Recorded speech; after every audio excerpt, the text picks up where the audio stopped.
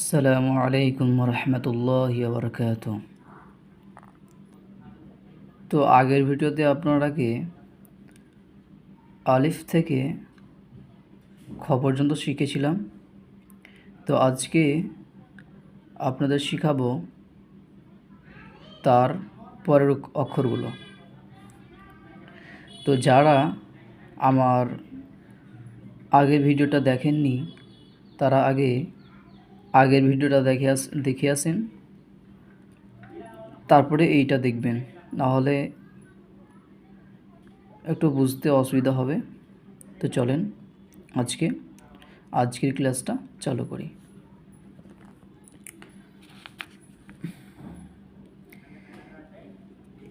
দাল, লাল। আচ্ছা দেখেন, এই দাল আর এই দাল দেখতে একই, দুটোই দেখতে একই। পার্থক্য কোথায়? পার্থক্য হচ্ছে এই নোক্তাতে, যেটা এর আগের ভিডিওতে আমি ভালো করে আলোচনা করে দিয়েছি। দাল খালি, দালের ওপরে এক নোক্তা। তাহলে এটা কি বললাম? দাল, দাল, দাল, দাল। তারপরে দেখেন, এটা হচ্ছে র, জা, র, জা।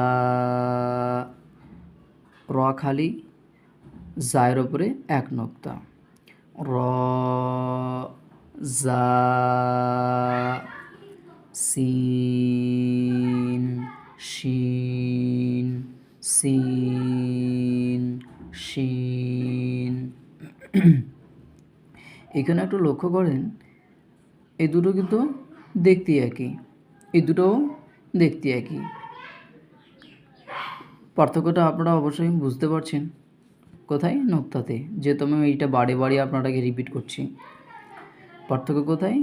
এইখানে। তো এইটাকে আমরা ছোটো সিন বলবো, আর এইটাকে আমরা বড় সিন বলবো। তো এর উচ্চারণটা, এর মাখরাজটা আমরা এভাবে বলবো, সিন। আর এটা কীভাবে বলবো? শিন, শিন। এইভাবে মুখটাকে, যখন শিনটাকে বলবেন তখন মুখটা একটু গোল হবে। সিন, শিন। তারপরে দেখেন, এই দুটোও কিন্তু একই। এই দুটোর পার্থক্য কোথায়? সেই একই রকম নোক্তাতে। তাহলে এটা কি? সদ, গদ, সদ, গদ, সদ, গদ। তারপরে দেখেন, এটা হচ্ছে ত, র। সেম, এই দুটোই একই, পার্থক্য সেই একই রকম নোক্তাতে। ত, র, ত, র, ত, র।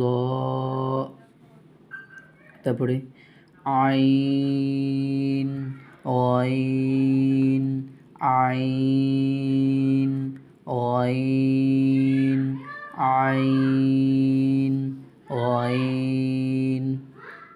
আমার সাথে সাথে কিন্তু বলবেন, না বললে কিন্তু হবে না। ফা,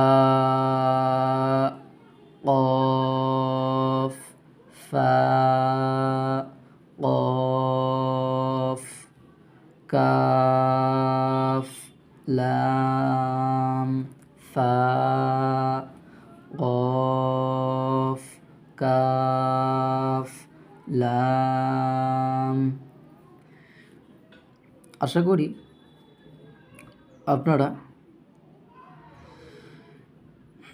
এই অক্ষরটি চিনতে পারলেন। তো আমি যেগুলো পড়ালাম সেগুলো আপনারা পড়তে থাকবেন।